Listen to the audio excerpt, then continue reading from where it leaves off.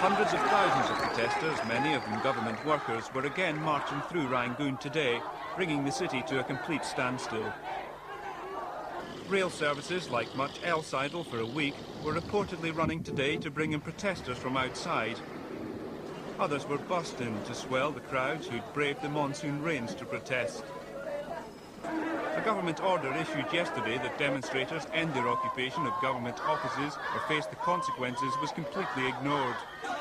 That's because many of the people doing the occupying are the normally placid Buddhist monks.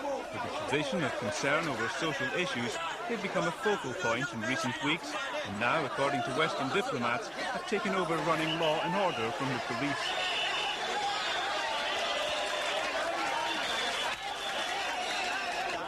The army, who 3 weeks ago opened fire into the crowds, killing hundreds of people, reduced now to sitting on the sidelines. Up to 40 towns have set up people's committees to run their own affairs. Bamboo barricades have been erected to keep intruders out. Anyone stealing is taken before the monks. A measure of how unstable the situation is came today when rumours swept Rangoon that the current leader, Maung Maung, had resigned.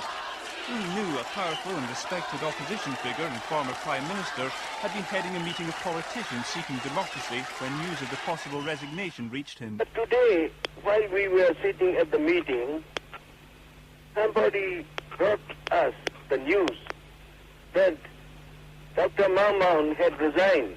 The reaction was neither good nor bad. It is just indifferent. Because if Maung Maung resigns, someone will take his place. But hours later, Maung Maung appeared still in charge, and in a speech on radio, he repeated his pledge made on television last week for a referendum on democracy. The rumour mill in Rangoon is running at a great rate, and the amount of rumours which are spreading around, some of which get out, some which don't get out, are very large indeed.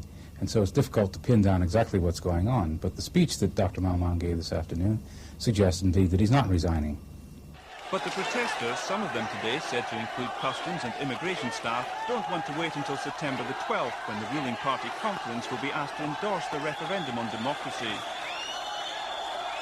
Today, Burma's English-language Guardian newspaper ran a front-page statement from staff of the Foreign Ministry demanding an interim government now. But U Nu says patience may be needed. There is a considerable opinion we should wait, because they wanted to give a chance to the government, a chance to put their program through.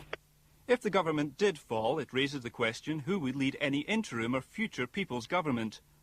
Possible candidates are Ong Ji, a former right-hand man of Ne Win, who became a leading dissident, the former Defence Minister, General Tin Oo, and Aung San Suu Kyi, the Oxford-educated daughter of Burma's founding father, Aung San.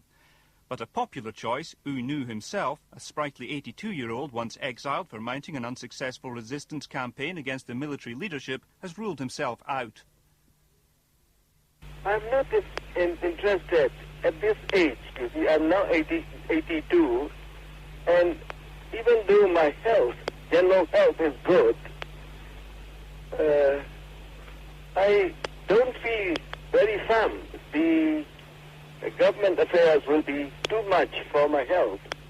Well, U Nu, like Ne Win, are the towering figures of the 1950s. And in the situation in Burma, as we've seen in the last few weeks, there are no real viable leaders coming forward from a new generation, or even from a slightly younger generation than these men. So people are going back in history and looking for people again from history.